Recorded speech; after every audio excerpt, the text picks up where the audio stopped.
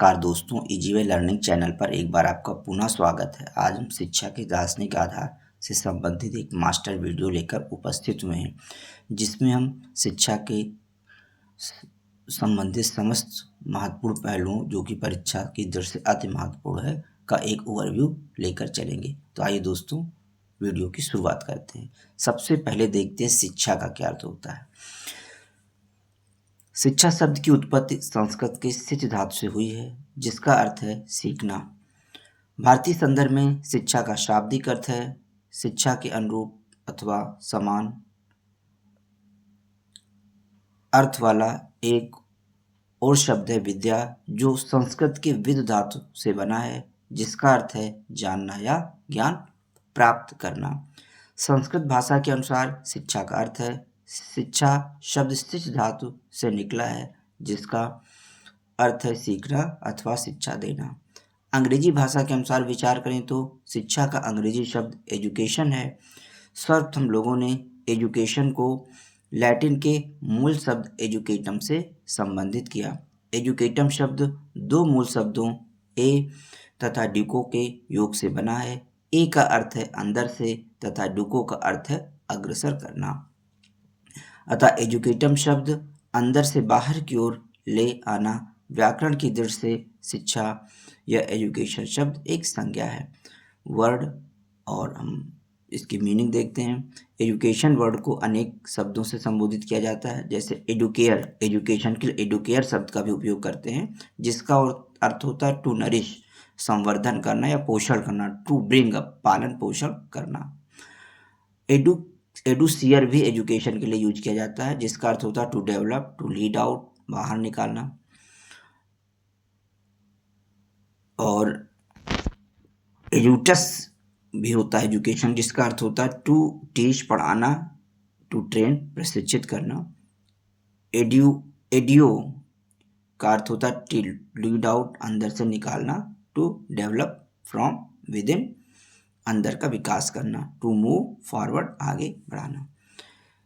शिक्षा के व्यापक अर्थ की बात करें तो टी रेमंड के अनुसार शिक्षा विकास का वह क्रम है जिसमें व्यक्ति अपने को धीरे धीरे विभिन्न प्रकार से अपने भौतिक, सामाजिक और आध्यात्मिक वातावरण के अनुकूल बना लेता है। जीवन ही वास्तव में शिक्षित करता है। व्यक्ति अपने व्यवसाय, पारिवारिक जीवन, मित्रता, विवाह, मनोरंजन, यात्रा आदि द्वारा शिक्षित किया जाता है।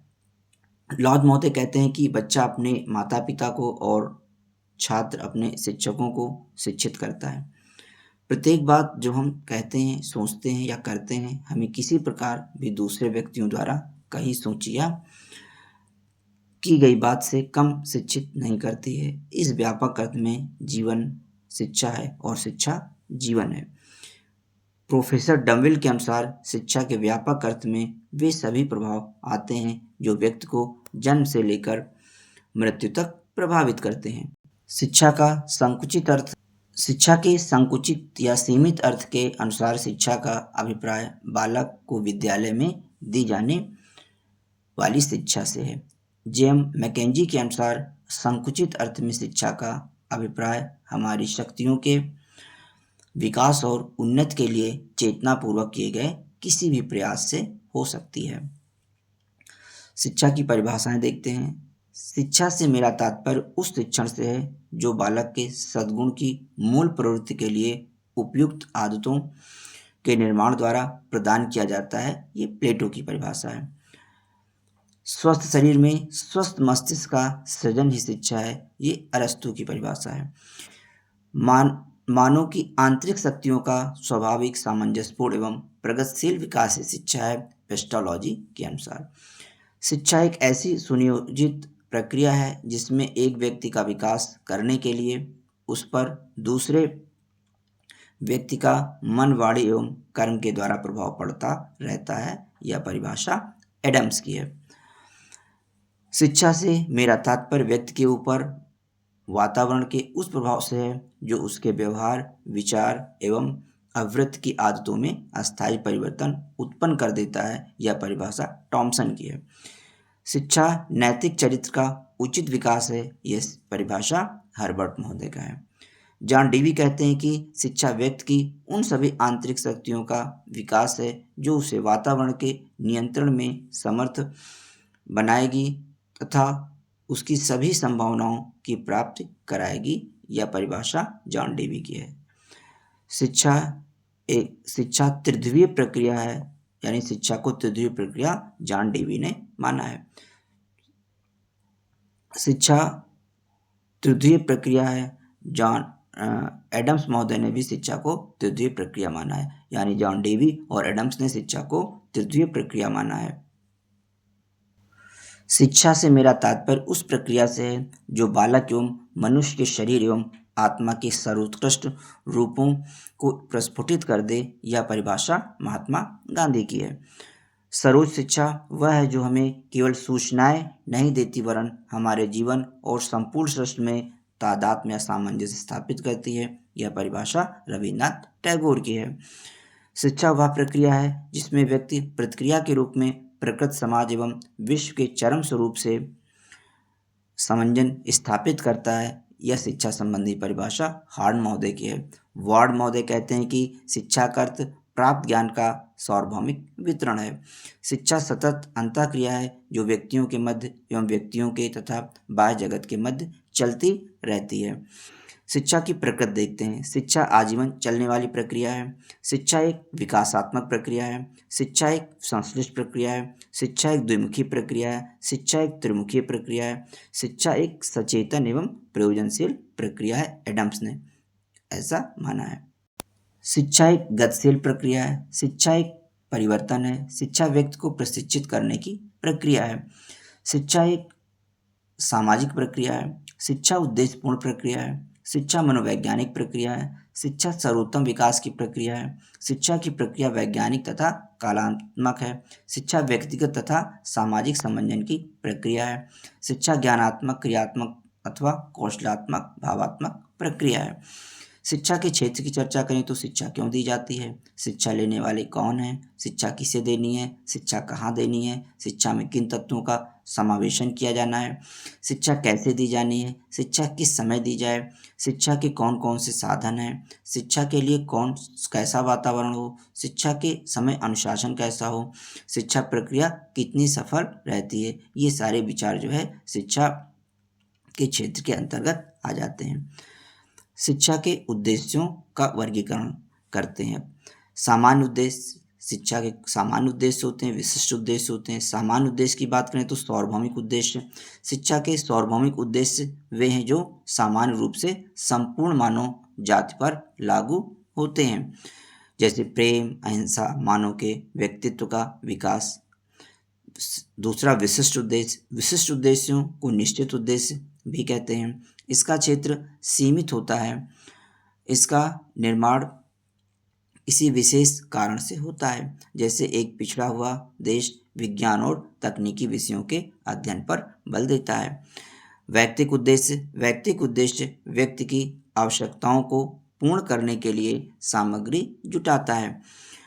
ब्रिटिश बोर्ड ऑफ एजुकेशन ने लिखा है कि हर प्रकार के स्कूल तब तक अपना उचित कार्य करते हैं जब तक वे व्यक्तिगता के स्वतंत्र विकास का अवसर देते हैं और प्रत्येक बालक तथा बालिका को अधिक से अधिक मात्रा में व्यक्तिगत विकास करने में सहायता देते हैं। शिक्षा के सामाजिक उद्देश्य, सामाजिक उद्देश्य के समर्थकों का विश्वास है कि इसके द्वारा सामाजिक एकता और सहयोग उत्पन्न होते हैं। रेमंड के अनुसार समाज विहीन व्यक्ति कोरी कल्पना है। कुछ सामाजिक उद्देश्य निम्नांकित हैं, जैसे चरित्र निर्माण का उद्देश्य, वातावरण के अनुकूल बनाने का उद्देश्य, संस्कृत तथा विशेष ज्ञान का उद्देश्य, आत्मबोध का उद्देश्य, सांस्कृतिक सुरक्षा तथा उन्नति का उद्देश्य, सम विकास का उद्देश्य, शारीरिक विकास का उद्देश्य, जीवन को पूर्णतया प्रदान करने का उद्देश्य।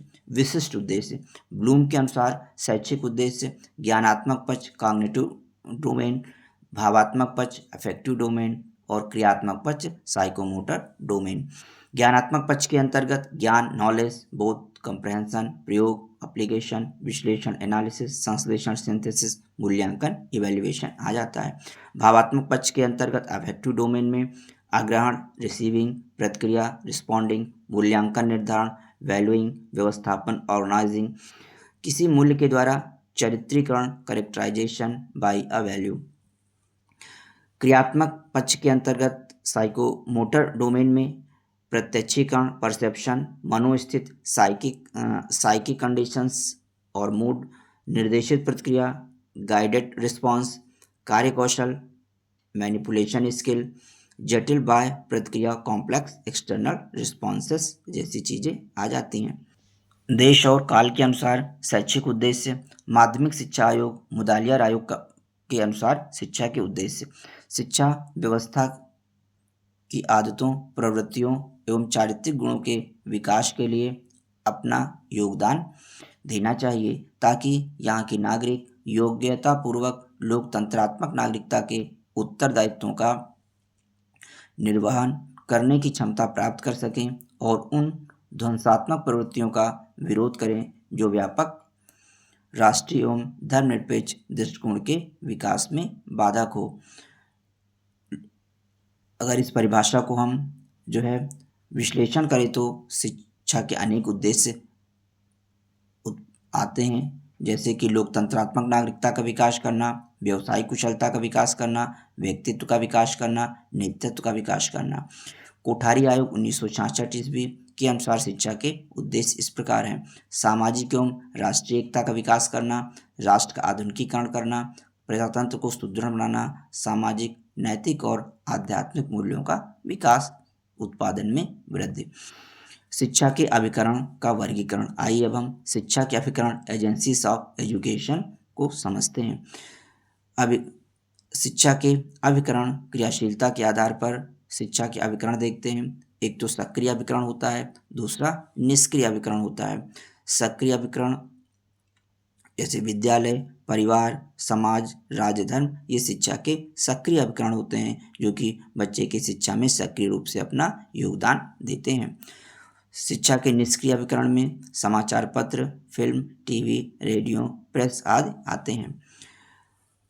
शिक्षा के अभिकरण शिक्षा प्राप्त के आधार पर देखते हैं। एक तो औपचारिक अभिकरण होते हैं, फॉर्मल एजेंसीज ऑफ एजुकेशन होते हैं, जिसमें सीखने और सिखाने के कुछ नियम निश्चित होते हैं, जैसे स्कूल या कॉलेज, अजायब घर, गिरजाघर, कला दीर्घाएँ, आर्ट गैलरीज आदि।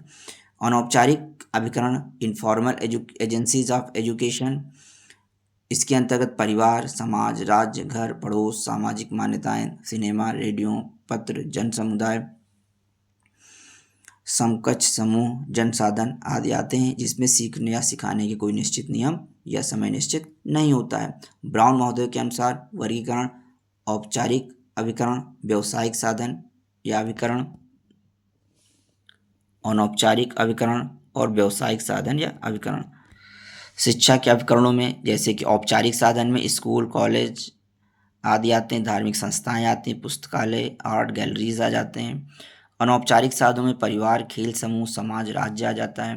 व्यावसायिक साधनों में रेडियो, टेलीविज़न, चलचित्र, नृत्यगृह, नाट्यशाला, समाचार पत्र, प्रेस आदि आ जाता है।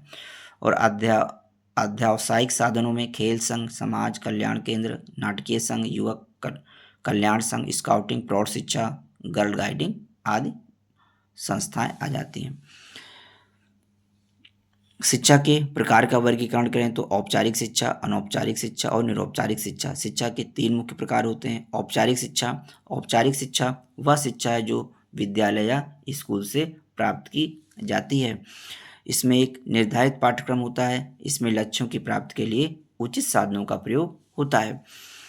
अनौपचारिक शिक्षा वह शिक्षा होती है जो सारे समय अनौपचारिक तरीके से या आकस्मिक रूप से प्राप्त होती है। इसमें कोई लक्ष्य निर्धारित नहीं होता है और ना ही कोई उचित साधन होता है। इसमें कोई भी पाठ्यक्रम निर्धारित नहीं होता है। निरौपचारिक शिक्षा, नॉन फॉर्मल एजुकेशन, इस प्रकार की शिक्षा को किसी भी आयु तथा किसी भी स्थान पर बैठे व्यक्ति द्वारा शिक्षा को प्राप्त कर सकते हैं। इस प्रकार की शिक्षा प्रणाली के कुछ उदाहरण हैं, जैसे मुक्त स्कूल, डिस्टेंस एजुकेशन, मुक्त विश्वविद्यालय, पत्राचार पाठ्यक्रम या दूरस्थ शिक्षा आदि। शिक्षा के साधनों का वर्गीकरण: औपचारिक शिक्षा के साधनों में पुस्तकालय, स्कूल, व्यवस्थित मनोरंजन केंद्र, प्रयोगशालाएं आ जाती हैं। गैर औपचारिक शिक्षा के साधनों में संपूर्ण अनियमित वातावरण आ जाता है। और अनौपचारिक शिक्षा के साधनों में घर, परिवार, पड़ोस, सामाजिक मान्यताएं, सिनेमा, रेडियो, पत्र आदि आते हैं। आइए अब औपचारिक, फॉर्मल, गैर औपचारिक या निरौपचारिक इनफॉर्मल और अनौपचारिक नॉन फॉर्मल शिक्षा के साधनों में अंतर समझ लेते हैं। उद्देश्य की दृष्टि से जो औपचारिक शिक्षा के साधन होते हैं उसमें उद्देश्य उसके निश्चित होते हैं। गैर औपचारिक में कोई निश्चित उद्देश्य। शिक्षा के उद्देश्यों की बात करें तो जो औपचारिक शिक्षा फॉर्मल एजुकेशन होता है उसमें शिक्षा के उद्देश्य निश्चित होते हैं, जबकि जो गैर औपचारिक या अनौपचारिक शिक्षा के साधनों में जो कोई शिक्षा का कोई जो है उद्देश्य निश्चित नहीं होता है। और जो शिक्षा का निरौपचारिक साधन होता है यानी नॉन फॉर्मल एजुकेशन होता है उसमें शिक्षा के साधन लगभग निश्चित होते हैं। क्षेत्र की बात करें तो औपचारिक शिक्षा जो है सीमित तथा संकीर्ण होती है, वहीं अनौपचारिक शिक्षा अत्यंत व्यापक होती है। और जो निरौपचारिक शिक्षा होती है वो भी व्यापक शिक्षा के अंतर्गत आती है। स्थान की बात करें तो औपचारिक शिक्षा शैक्षिक संस्थान जैसे स्कूल, कॉलेज, विश्वविद्यालय, महाविद्यालय में दी जाती है। वहीं जो अनौपचारिक शिक्षा होता है जैसे परिवार, खेल का मैदान आदि होता है। और जो शिक्षा का निरौपचारिक साधन होता है वहाँ जो है दूरदर्शन, रेडियो, दूरस्थ शिक्षा आदि जो शिक्षा के निरौपचारिक साधन के अंतर्गत आते हैं। अवधि की बात करें तो स्कूल से आरंभ होकर विश्वविद्यालय तक जो है वह औपचारिक शिक्षा होती है। अनौपचारिक शिक्षा देखा जाए तो जीवन पर्यंत चलती है। और जो निरौपचारिक शिक्षा होती है वो एक सतत प्रक्रिया होती है। प्रवेश की बात करें तो औपचारिक शिक्षा में प्रवेश तथा छोड़ने के निश्चित बिंदु होते हैं, जबकि अनौपचारिक शिक्षा में प्रवेश तथा छोड़ने का कोई निश्चित बिंदु नहीं होता है। और जो निरौपचारिक शिक्षा होती है, नॉन फॉर्मल एजुकेशन होता है, उसमें जीवन भर प्रवेश तथा निकास लिया जा सकता है, यानी प्रवेश और निकास यानी फ्लेक्सिबिलिटी इसमें अधिक होती है, लचीलापन होता है। संगठन की बात करें तो जो औपचारिक शिक्षा होती है वह संस्था द्वारा संचालित होती है और अनौपचारिक शिक्षा कोई संगठन या संस्था इसमें नहीं होती है। और जो निरौपचारिक शिक्षा होती है वो प्राय किसी संगठन द्वारा ही संचालित की जाती है। जागरूकता की बात करें तो औपचारिक शिक्षा में छात्र तथा शिक्षक दोनों जागरूक होते हैं। और जो अनौपचारिक शिक्षा होती है उसमें जागरूकता का अभाव होता है, जबकि निरौपचारिक शिक्षा में आंशिक जागरूकता होती है। समय निर्धारण की बात करें तो औपचारिक शिक्षा में निश्चित समय सारणी होती है और अनौपचारिक शिक्षा में कोई निश्चित समय सारणी नहीं होती है, या कहीं और किसी भी समय शिक्षा प्राप्त की जा सकती है, जबकि निरौपचारिक शिक्षा में आंशिक या निश्चित समय सारणी का पालन किया जाता है। शिक्षण विधियों की चर्चा करें तो औपचारिक शिक्षा निश्चित व्याख्यानविद, प्रदर्शनविद आदि शिक्षण विधियों का प्रयोग इसमें किया जाता है, जबकि अनौपचारिक शिक्षा अनुभव अंतरक्रिया पर आधारित होती है।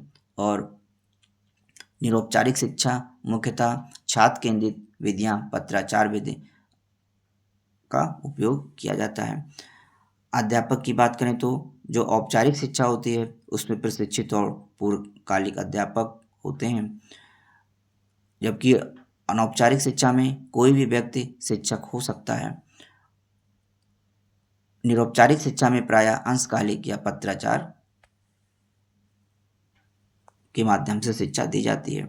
वातावरण की बात करें तो औपचारिक शिक्षा कृत्रिम वातावरण में दी जाती है, जबकि अनौपचारिक शिक्षा स्वाभाविक वातावरण में चलती है। वहीं निरौपचारिक शिक्षा का वातावरण स्वाभाविक तथा कृत्रिम का सम्मिश्रण होता है। पाठ्यक्रम की बात करें तो औपचारिक शिक्षा का पाठ्यक्रम निर्धारित और निश्चित होता है, जबकि अनौपचारिक शिक्षा का कोई निश्चित पाठ्यक्रम नहीं होता है। वहीं निरौपचारिक शिक्षा निश्चित तथा परिवर्तनशील पाठ्यक्रम का पालन किया जाता है। अनुशासन की बात करें तो औपचारिक शिक्षा में कठोर अनुशासन होता है और वहीं अनौपचारिक शिक्षा बिना किसी नियंत्रण के जो है चलती है, यानी सामाजिक अनुशासन या स्वतः अनुशासन का उपयोग इसमें किया जाता है, जबकि निरौपचारिक शिक्षा मुख्यतः आंतरिक और सामाजिक अनुशासन का पालन किया जाता है। मूल्यांकन की बात करें तो औपचारिक शिक्षा में परीक्षाओं का आयोजन किया जाता है, जबकि अनौपचारिक शिक्षा में कोई परीक्षा नहीं होती है। निरौपचारिक शिक्षा में परीक्षा और परीक्षा रहित दोनों प्रकार की शिक्षा होती है। उपाधि की बात करें तो औपचारिक शिक्षा में प्रमाण पत्र, डिग्री आदि प्रदान किया जाता है, जबकि अनौपचारिक शिक्षा में किसी प्रकार का कोई प्रमाण पत्र नहीं दिया जाता है। निरौपचारिक शिक्षा प्रमाण पत्र तथा प्रमाण पत्र के बिना भी होती है। अब प्रेरणा की बात करें तो औपचारिक शिक्षा में अध्यापकों तथा छात्रों अप्रेरित होते हैं, यानी दोनों अप्रेरित होते हैं, जबकि अनौपचारिक शिक्षा में कोई अप्रेरणा नहीं होती है और औपचारिक शिक्षा में अप्रेरणा की आवश्यकता होती है। नियोजन की बात करें तो औपचारिक शिक्षा में नियोजन पद्धति होती है, जबकि अनौपचारिक शिक्षा बिना नियोजन के चलती है। निरौपचारिक शिक्षा में आंशिक नियोजन होता है।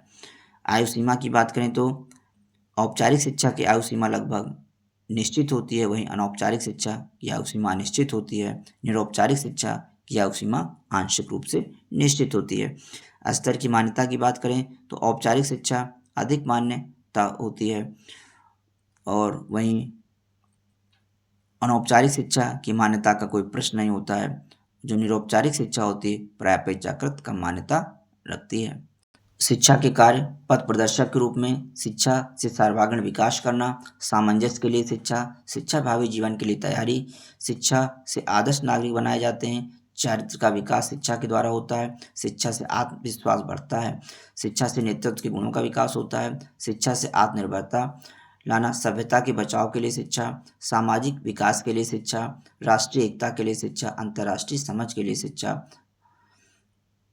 शिक्षा दर्शन फिलॉसफी ऑफ एजुकेशन। दर्शन का क्या अर्थ है? दर्शन शब्द की व्युत्पत्ति दृश्य धातु से मानी जाती है, जिसका अर्थ है देखना। दृश्यते अनेन इति दर्शनम, अर्थात जिसके द्वारा देखा जाए हम कौन हैं, कहाँ से आए हैं, जगत का सच्चा स्वरूप क्या है आदि प्रश्नों का समुचित एवं सुसंगत उत्तर देना दर्शन का प्रमुख लक्ष्य है। दर्शन को शास्त्र भी कहा जाता है। शास्त्र शब्द की उत्पत्ति दो धातुओं से मानी जाती है। शास्त्र अर्थात आज्ञा करना तथा शंस अर्थात प्रकट करना या वर्णन करना। शासन अर्थ में शास्त्र शब्द का प्रयोग धर्मशास्त्र के लिए किया जाता है, जो विधि रूप है। शंसक शास्त्र वह शास्त्र है जिसके द्वारा वस्तु के सच्चे स्वरूप का वर्णन किया जाता है। इसको बोधक शास्त्र कह सकते हैं। शंसक शास्त्र के अर्थ में ही शास्त्र का प्रयोग दर्शन शब्द के साथ होता है। पाश्चात्य दृष्टिकोण से दर्शन का अर्थ देखें तो पाश्चात्य विचारधारा में इसको फिलॉसफी के नाम से पुकारा जाता है। यह शब्द दो ग्रीक शब्दों के संयोग से बना है। फिलास या फिलियो जिसका अर्थ है प्रेम या अनुराग तथा सोफिया का अर्थ है ज्ञान या विद्या, अतः फिलॉसफी का अर्थ है विद्या, अनुराग या ज्ञान से प्रेम। फिलॉसफी फिलॉस या फिलियो प्लस सोफिया से मिलकर बना है और ज्ञान से प्रेम, अनुराग या प्रेम प्लस विद्या या ज्ञान। इस शब्द का प्रयोग सर्वप्रथम ग्रीक भाषा में किया गया। पेरिक्लेस के प्रसिद्ध व्याख्यान में एथेंस निवासियों को विद्यानुरागी बतलाने के लिए थ्यूसिडाइड्स ने भी इस शब्द का प्रयोग किया था। सुकरात ने स्वयं को फिलोसफर कहा।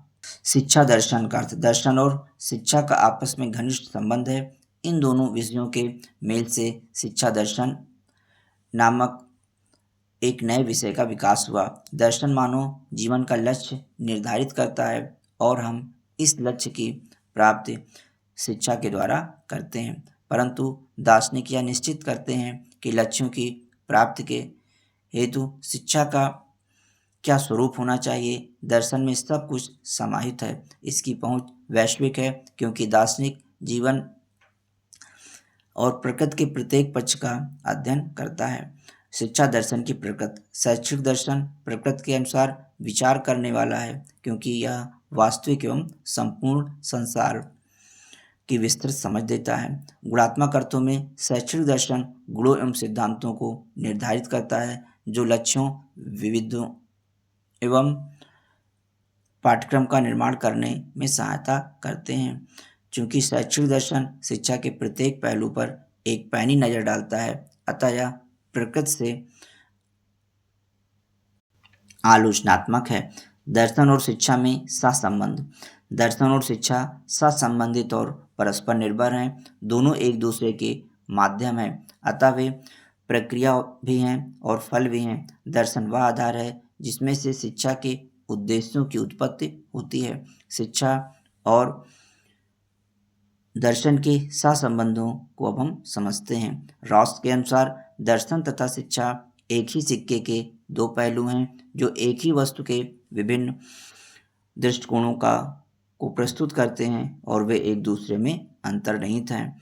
जॉन डीवी के अनुसार शिक्षा एक ऐसी प्रयोगशाला है जहां दार्शनिक विशेषताएं स्पष्ट होती हैं और उनका परीक्षण होता है। एडम्स के अनुसार शिक्षा दर्शन का गत्यात्मक पक्ष है, यह दार्शनिक विश्वास का क्रियाशील रूप है। स्पेंसर के अनुसार वास्तविक शिक्षा का संचालन वास्तविक दर्शन ही कर सकता है। जेंटाइल के अनुसार दर्शन के बिना शिक्षा अपने ठीक स्वरूप में असफल रहेगी। फिस्टे के अनुसार दर्शन के बिना शिक्षा की कला भी संपूर्ण स्पष्टता नहीं प्राप्त करेगी। रस्क के अनुसार दर्शन शास्त्र जीवन का जो ध्येय सोचता है उसे बनाता है। शिक्षा उस उद्देश्य को कैसे प्राप्त करना है इसके लिए सुझाव देती है। दर्शन की परिभाषाएं। बर्टन रसेल के अनुसार अन्य विधाओं के समान दर्शन का मुख्य उद्देश्य ज्ञान की प्राप्ति है। R.W. सेलर्स के अनुसार दर्शन एक व्यवस्थित विचार द्वारा विश्व और मनुष्य की प्रकृति के विषय में ज्ञान प्राप्त करने का निरंतर प्रयास है। हर्बर्ट स्पेंसर के अनुसार दर्शन एक सार्वभौमिक विज्ञान के रूप में प्रत्येक से संबंधित है। एडगर एस ब्राइटमैन के अनुसार दर्शन अनिवार्यता अनुभव को जानने की एक विधि है। यह अनुभवों, विषयों में परिणामों का व्यवस्थित ज्ञान समूह नहीं है। दर्शन के भागों का वर्गीकरण करें तो दर्शन के 3 मुख्य भाग होते हैं। एक तो तत्व मीमांसा या तत्व ज्ञान मेटाफिजिक्स, इसमें आत्मा संबंधी तत्व ज्ञान, ईश्वर संबंधी तत्व ज्ञान, सत्ता शास्त्र, सृष्टि शास्त्र, सृष्टि उत्पत्ति का शास्त्र, कॉस्मोगोमी जैसी चीजें आ जाती हैं। ज्ञान मीमांसा एपिस्टेमोलॉजी में ज्ञान किस प्रकार प्राप्त किया जाता है, इंद्रिय जैसी बातें समाहित रहती हैं। और मूल्य मीमांसा एक्सोलॉजी में नीति शास्त्र, एथिक्स, तर्कशास्त्र, लॉजिक, सौंदर्य शास्त्र, एस्थेटिक्स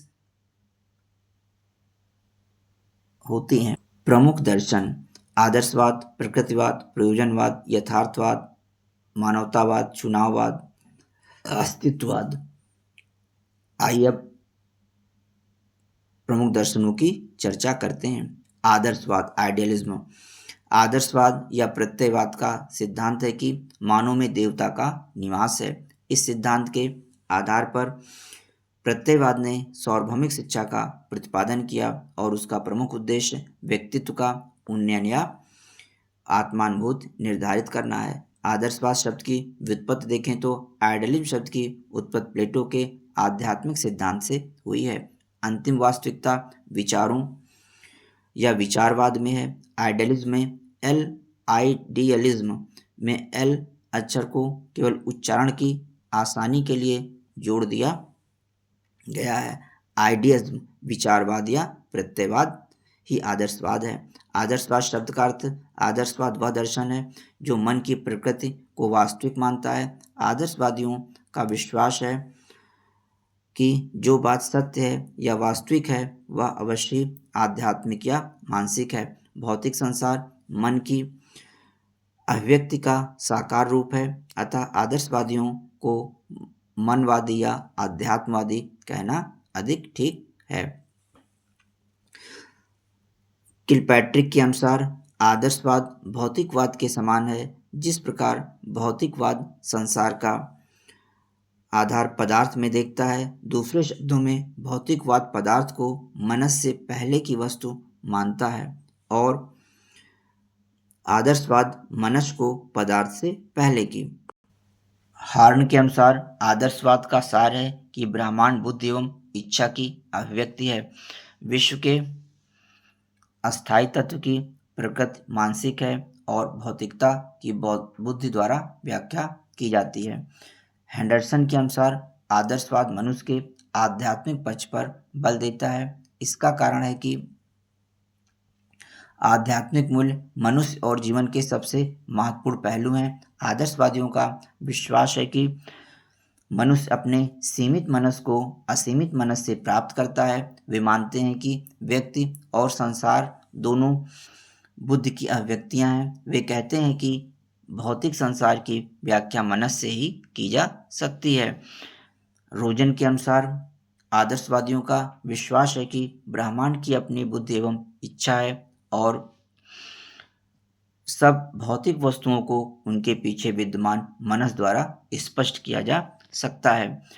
डी.एम. दत्ता के अनुसार आदर्शवाद वह सिद्धांत है जो अंतिम सत्ता आध्यात्मिक मानता है। जे.एस. रॉस के अनुसार आदर्शवादी दर्शन के बहुत से और विविध रूप हैं, परंतु उन सब का आधारभूत तत्व यही है कि संसार का उत्पादन कारण मन तथा आत्मा है तथा वास्तविक स्वरूप मानसिक स्वरूप है। हैरोल्ड टाइम के अनुसार आदर्शवाद यह स्वीकारता है कि वास्तविकता भौतिक वस्तुओं तथा शक्ति की अपेक्षा विचारों, मन या स्व में निहित होता है। ऑक्सफोर्ड शब्दकोश के अनुसार आदर्शवाद से अभिप्राय आदर्श रूप में विचारों का प्रतिनिधित्व, काल्पनिक प्रक्रिया, विचार प्रणाली जिसके अंतर्गत बाह्य प्रारूप विचारों से युक्त होता है। आदर्शवाद का दार्शनिक दृष्टिकोण देखते हैं। सबसे पहले तत्व दर्शन में आदर्शवाद, ज्ञान शास्त्र में आदर्शवाद किस प्रकार है और मूल्य मीमांसा में आदर्शवाद किस प्रकार है। तत्व दर्शन मेटाफिजिक्स में आदर्शवाद, आइडियलिज्म मेटाफिजिक्स ब्रह्मांड की प्रकृति मानसिक या आत्मिक मानता है। ब्रह्मांड के दो पक्ष हैं, ज्ञानेंद्रिय पक्ष और वास्तविक जगत। वास्तविक जगत में पहुंचने के लिए एकमात्र साधन आत्म को मानता है। ज्ञान शास्त्र में आदर्शवाद की बात करें, आइडियलिज्म एपिस्टेमोलॉजी, ज्ञान और सत्य की विवेचना की जाती है। ये निगमन प्रणाली पर आधारित है जो सत्य की खोज की जाती है। मूल्य मीमांसा में आदर्शवाद, शिव क्या है, निरपेक्ष सत्ता का अनुकरण करके शिव की या अच्छाई की प्राप्ति की जा सकती है। आदर्शवाद के मूल सिद्धांत देखते हैं। ईश्वर ब्रह्मांड की नियामक सत्ता है, आत्मा और परमात्मा का संबंध है, आध्यात्मिक जगत को सबसे ऊपर मानता है, आध्यात्मिक मूल्यों में पूर्ण विश्वास रखता है, सत्यम शिवम सुंदरम में पूर्ण विश्वास है, विविधता में एकता की कल्पना का विकास करना, मानव की महत्ता पर बल देता है, आदर्श व्यक्तित्व का विकास करता है। आदर्शवाद व शिक्षा के उद्देश्य व्यक्तित्व का उत्कर्ष या आत्मानुभूति करना, शारीरिक तथा जैविक स्व या आत्म का विकास, सामाजिक स्व या आत्म का विकास, सांस्कृतिक विरासत को समृद्धि करना, अमर आदर्शों व मूल्यों की प्राप्ति करना, मनुष्य की मूल प्रवृत्ति का आध्यात्मिक प्रकृति में परिवर्तन करना, चेतना की पूर्ण दशा की प्राप्ति करना, पवित्र जीवन की प्राप्ति करना। आदर्शवादी दार्शनिकों में सुकरात, प्लेटो, अरस्तु, Hegel, डिकार्टे, Herbert, Froebel, can't, Comenius, फिक्टे। वैदिक ऋषियों में गुरु नानक देव, स्वामी विवेकानंद, स्वामी दयानंद सरस्वती, रविन्द्रनाथ टैगोर, महात्मा गांधी, राधा कृष्णन जैसे विद्वान आते हैं। आदर्शवादी प्रमुख शिक्षण विधियों में जैसे कि प्रश्नोत्तर विधि, संवाद विधि, आगमन व निगमन विधि, तर्क विधि, आगमन विधि, सरल से जटिल की ओर निर्देशन विधि और खेलकूद जैसी विधियों का प्रयोग करते हैं।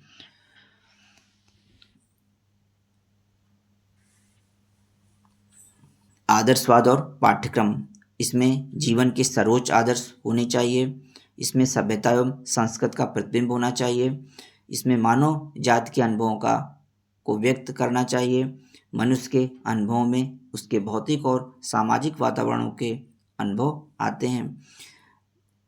मनुष्य के अनुभवों में उसके भौतिक और सामाजिक वातावरण के अनुभव आते हैं, इसलिए पाठ्यक्रम में विभिन्न विज्ञान और मानव शास्त्रों को स्थान मिलना चाहिए। प्लेटो के अनुसार पाठ्यक्रम में आध्यात्मिक मूल्यों को स्थान दिया जाना चाहिए। 3 आध्यात्मिक मूल्य हैं, सत्यम, शिवम और सुंदरम। प्लेटो के अनुसार मानव क्रियाएं एवं उनसे संबंधित विषय मानसिक क्रियाओं में भाषा, साहित्य, इतिहास, भूगोल व विज्ञान जैसी चीज़ें पाठ्यक्रम में होनी चाहिए। सौंदर्यात्मक क्रियाओं में कला व कविता, नैतिक क्रियाओं में धर्म, आचार्य शास्त्र व अध्यात्मवाद शामिल होना चाहिए।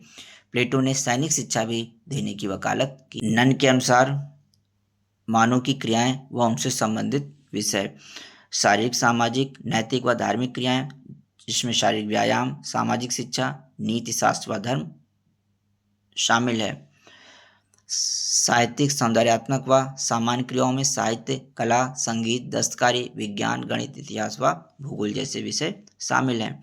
आदर्शवाद के प्रकार, व्यक्तिनिष्ठ आदर्शवाद, वस्तुनिष्ठ आदर्शवाद, व्यक्तिगत आदर्शवाद, मनोवादी आदर्शवाद।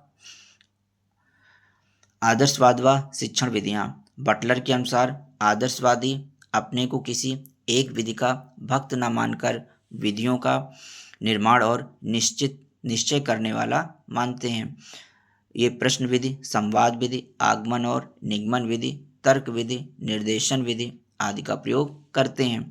आदर्शवाद व शिक्षक। आदर्शवाद में शिक्षक को महत्वपूर्ण स्थान दिया गया है। फ्रॉवेल ने किंडरगार्टन प्रणाली दिया है, जिसमें विद्यालय बाग है, छात्र कोमल पौधा है और शिक्षक कुशल माली है। शिक्षक बालक के लिए सत्ता का साकार रूप होता है। शिक्षक को विषय का पूर्ण ज्ञानता होना चाहिए। आदर्शवाद तथा बालक। आदर्शवाद बालक को केवल शरीर, इंद्रियों तथा मस्तिष्क का बना हुआ अंगी मात्र नहीं मानता, उसके अनुसार वह मनस अथवा आत्मा है। हॉर्न के अनुसार बालक एक परिमित व्यक्ति है जो शिक्षित होने पर अनंत पुरुष के रूप में विकसित होता है। उसका वास्तविक उद्भव देवत्व है, उसकी प्रकृति स्वतंत्र है तथा उसकी नियति अमृतत्व है। आदर्शवाद व अनुशासन। थॉमस और लैंग के अनुसार प्रकृतिवादियों का नारा स्वतंत्रता है, जबकि आदर्शवादियों का नारा अनुशासन है। आदर्शवादियों का विश्वास है कि बालक का पूर्ण विकास तभी हो सकता है जब वह अनुशासन में रहे। प्रकृतिवाद, नेचुरलिज्म। रूसो को सर जॉन एडम्स ने प्रकृतिवादी माना है, जबकि रस्क महोदय ने उन्हें विचारवादी माना है। भौतिकवादी के लिए पुद्गल मूल तत्व है, मनस है, मस्तिष्क और उसकी क्रिया। पुद्गल ही मनस का उद्गम है, ना कि मनस पुद्गल का। प्रेरक चेतना इस मस्तिष्क का उपफल है। इस प्रकार प्रकृतिवादी स्वरूप में प्रेम करना, मानव प्रकृति पर विश्वास, न्याय की कामना तथा दूसरों पर उपकार करना निहित है तथा प्रकृतिवादी दर्शन एवं प्रकृतिवादी शिक्षा के रूप में प्रकृतिवाद का विश्लेषण करता है। प्रकृतिवादी दर्शन प्रकृतिवादी विचारक बुद्धि का स्थान मानते हैं और कहते हैं कि उसका कार्य केवल बाह्य परिस्थितियों तथा विचारों को काबू में लाना है जो उसकी शक्ति से बाहर जन्म लेते हैं। इसके मुख्य नारे में प्रकृति की ओर लौटो, बैक टू नेचर, समाज के बंधनों को तोड़ो इत्यादि शामिल है।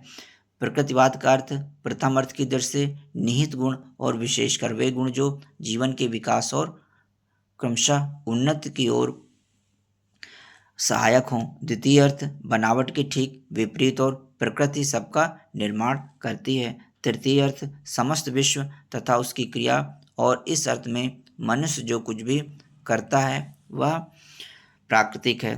प्रकृतिवाद की परिभाषा। जेम्स वार्ड के अनुसार प्रकृतिवाद वह विचारधारा है जो प्रकृति को ईश्वर से अलग करती है, आत्मा को पदार्थ अथवा भौतिक तत्व के अधीन मानती है और अपरिवर्तनशील नियमों को सर्वोच्च मानती है। ब्राइस के अनुसार प्रकृतिवाद एक प्रणाली है और जो कुछ आध्यात्मिक है उसका बहिष्कार ही उसकी प्रमुख विशेषता है। पैरी के अनुसार प्रकृतिवाद विज्ञान नहीं वरन विज्ञानों के बारे में दाता है।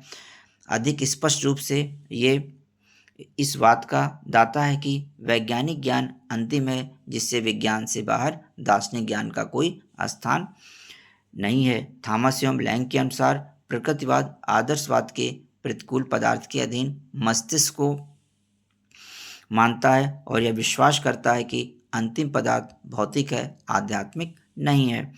रॉस महोदय के अनुसार प्रकृतिवाद को परिभाषित करना बहुत कठिन है क्योंकि यह विभिन्न अर्थों में प्रयुक्त किया जाता है। एडम्स के अनुसार प्रकृतिवाद को शिक्षा की उन प्रणालियों के लिए प्रयोग किया जाता है जो स्कूलों तथा पुस्तकों पर निर्भर नहीं है, अपितु विद्यार्थियों को वास्तविक जीवन के सीधे मार्ग पर डालती हैं। रस्क के अनुसार प्रकृतिवाद एक दर्शन है जो उन लोगों द्वारा अपनाया जाता है जो दर्शन की वैज्ञानिक व्याख्या करते हैं। जायसे के अनुसार प्रकृतिवाद वह विचारधारा है जिसकी मुख्य विशेषता आध्यात्मिक या अनावश्यक वस्तु की प्रकृति तथा मनुष्य के दर्शन के अनुभव से श्रेष्ठ है को बाहर निकालता है।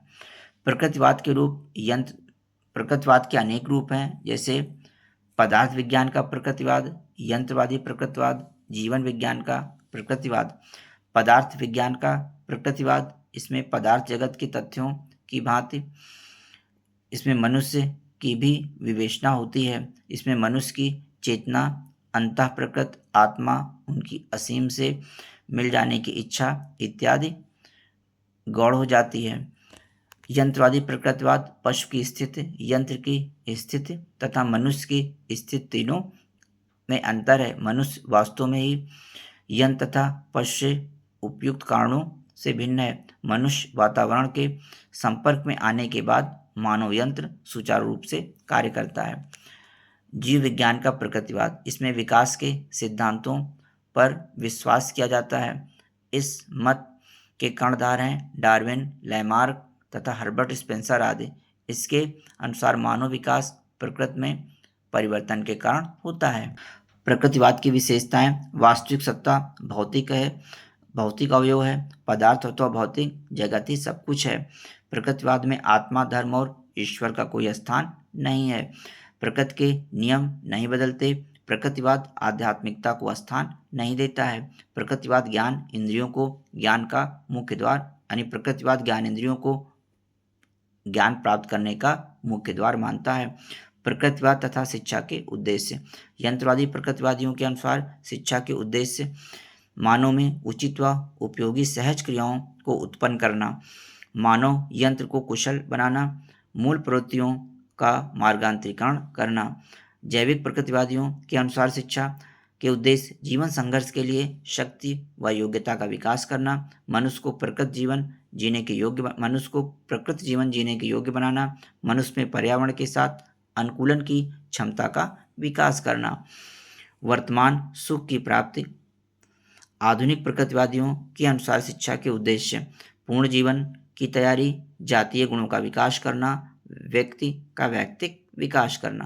प्रकृतिवाद तथा छात्र उडवर्थ के अनुसार बालक स्वर्ग से प्रकाशमान रूप में आता है पर इस संसार में उस वैभव को खो देता है। बालक एक बालक ही है, ना कि विकसित पुरुष, इसलिए उसके वर्तमान सुखों से युक्त शिक्षा का प्रबंध होना चाहिए। जेरेमिया के अनुसार ये बालक को पाप के कारण उत्पन्न मानते हैं और उसे कठोर अनुशासन में रखकर उसकी स्वाभाविक प्रवृत्तियों को समाप्त करना ही शिक्षा की विधि तथा ईश्वरोन्मुखी करना शिक्षा का उद्देश्य मानते हैं।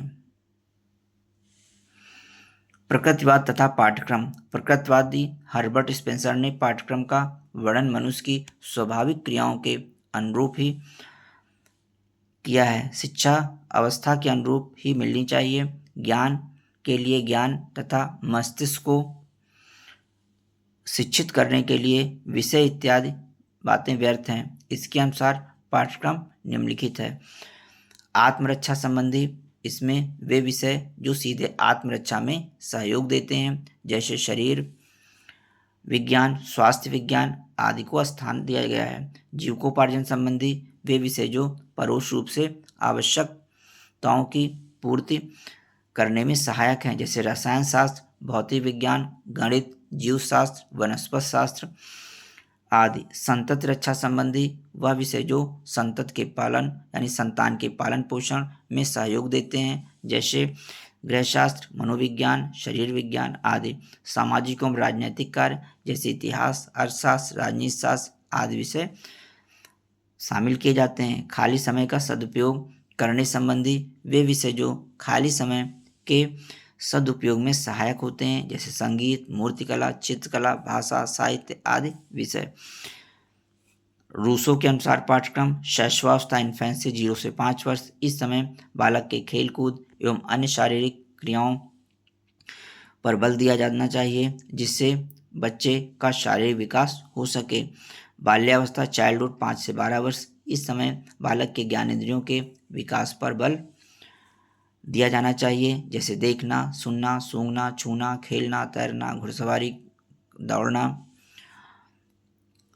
गाना आदि का ज्ञान दिया जाना चाहिए। यही रूसो की निषेधात्मक शिक्षा है, अर्थात बच्चे को उसके अनुभव के माध्यम से शिक्षा दी जाए। ज्ञानेंद्रियों की शिक्षा पहले व अनुभव के आधार पर, ज्ञान का विकास बाद में होता है। किशोरावस्था एडोलसेंस 12 से 15 वर्ष, इस समय बालक को प्राकृतिक विज्ञान की शिक्षा दी जाए। प्राकृतिक विज्ञान को के साथ भाषा, हस्तकार, गणित, सामाजिक विज्ञान, संगीत की शिक्षा दी जाए।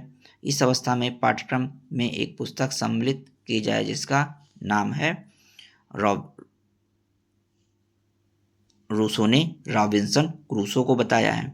युवावस्था यंग एज 15 से 20 वर्ष, इस अवस्था में नैतिक तथा धार्मिक शिक्षा के साथ बालक को प्राकृतिक रूप से प्रकृति के सीधे संपर्क में सीख देने का अवसर प्रदान किया जाए। हक्सले के अनुसार ये पाठ्यक्रम में विज्ञान और साहित्य दोनों को समान महत्व प्रदान करते हैं। ज्ञानेंद्रियों के प्रशिक्षण पर बल देना एवं क्रिया प्रदान पाठ्यक्रम उनकी मुख्य विशेषता है। प्रकृतिवाद तथा शिक्षण विधि। प्रकृतिवादियों ने बालक की क्रियाशीलता पर अधिक जोर दिया है। अनुभव तथा क्रिया शिक्षा के मूल आधार हैं। इसमें बालक स्वयं शिक्षा प्राप्त करते हैं। प्रकृतिवादी की सबसे बड़ी देन है खेल द्वारा शिक्षा। पद्धति प्रोजेक्ट मेथड, स्काउट आंदोलन, स्कूल यूनियन, बालक क्लब, नकारात्मक विधि आदि। प्रकृतिवाद तथा शिक्षक तो प्रकृतिवाद में कठिनाई से ही स्थान पाता है, उसका स्थान कोई अधिक सम्मान का नहीं है। शिक्षक उस दूषित वातावरण का अंग है जिससे प्रकृतिवादी उसे दूर ले जाना चाहते हैं। प्रकृतिवाद में शिक्षक एक मार्गदर्शक, पर्यवेक्षक, रक्षक एवं व्यवस्थापक की भूमिका अदा करता है। प्रकृतिवादी स्कूल तथा समाज। प्रकृतिवाद में बच्चों को स्वयं समाज में शासित होने, नेता बनने तथा प्रकृतिवादी उद्देश्य की पूर्ति करने का अवसर मिलता है। इसका बंधन कठोर नहीं होता है।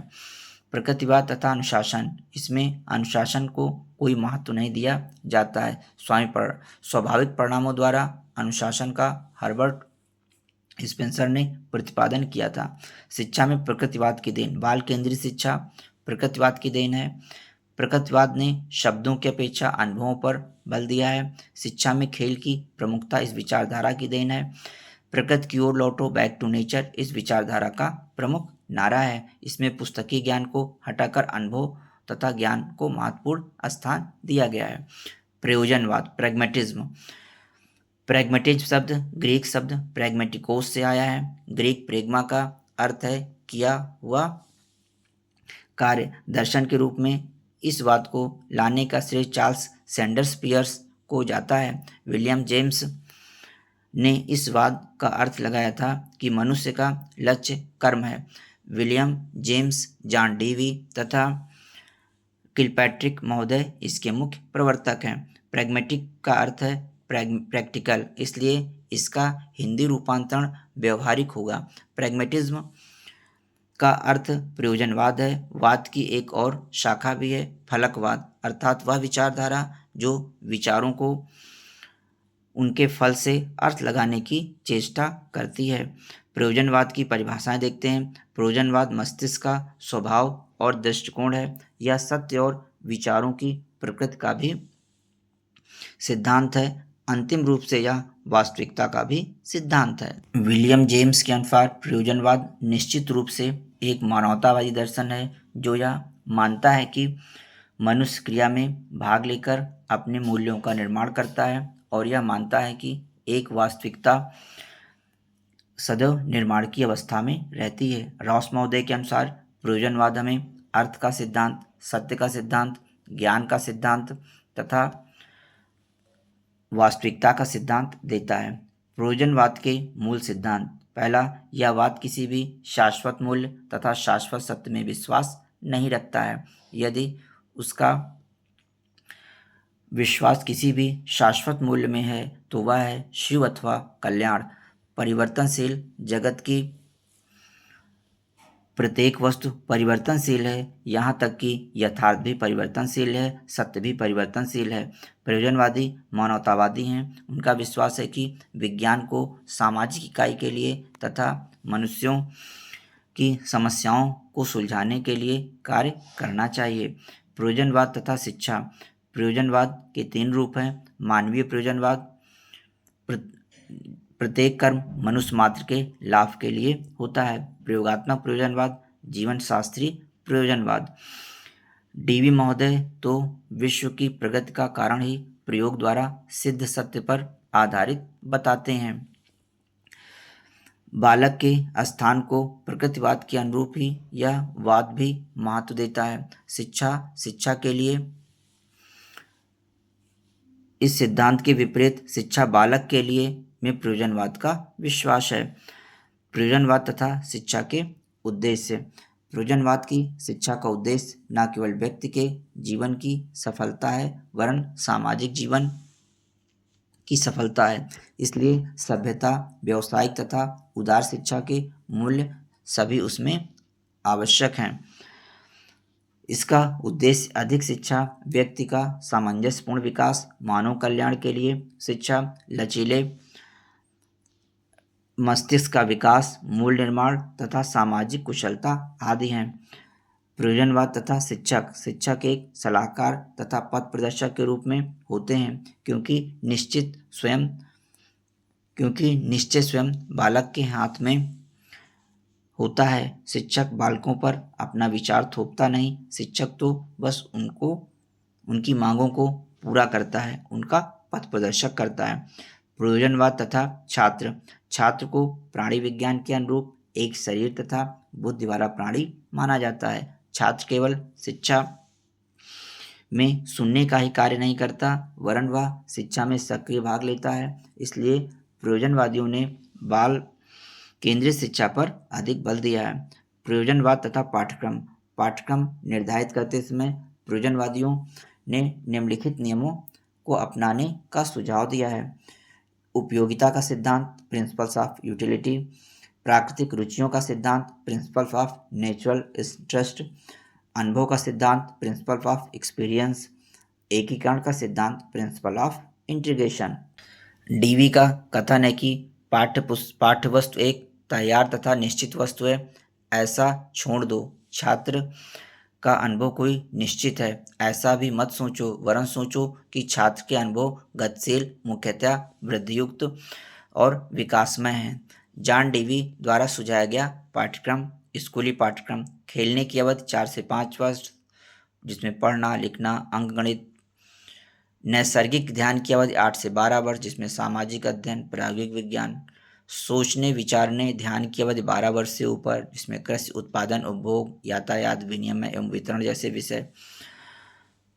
प्रयोजनवाद में उपयोगिता का नियम, बालक की प्राकृतिक रुचियों का नियम, अनुभवों का नियम, संगठन का नियम आदि नियमों का पालन करते हुए पाठ्यक्रम निर्माण किया जाता है। प्रयोजनवाद या उपयोगितावाद की शिक्षण विधियाँ: योजना विधि, प्रोजेक्ट मेथड तथा करके सीखना, learning by doing, experimental method जैसे विषयों में इनका विश्वास है। अनुशासन: इसमें कठोर अनुशासन का विरोध किया गया है।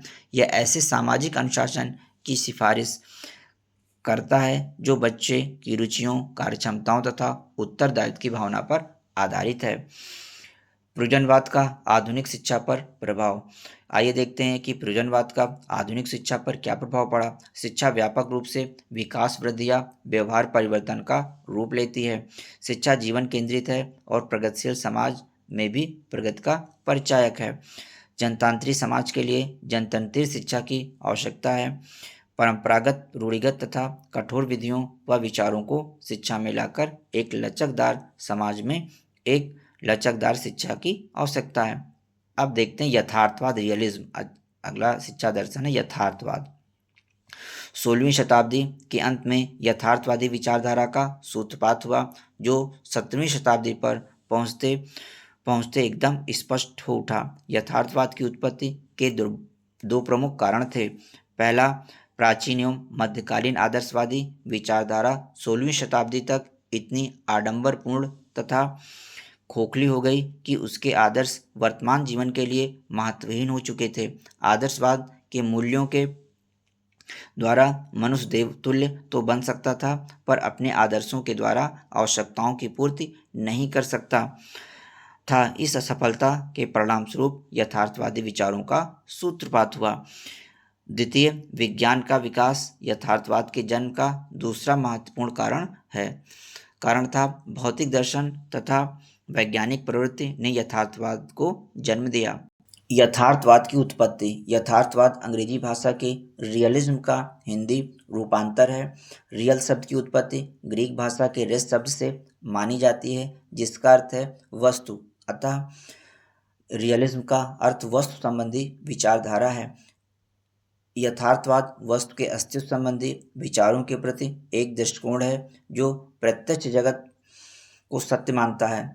यथार्थवाद की परिभाषा। स्वामी रामतीर्थ के अनुसार यथार्थवाद का अर्थ वह विश्वास या सिद्धांत है जो जगत को वैसा ही स्वीकार करता है जैसा हमें दिखाई देता है।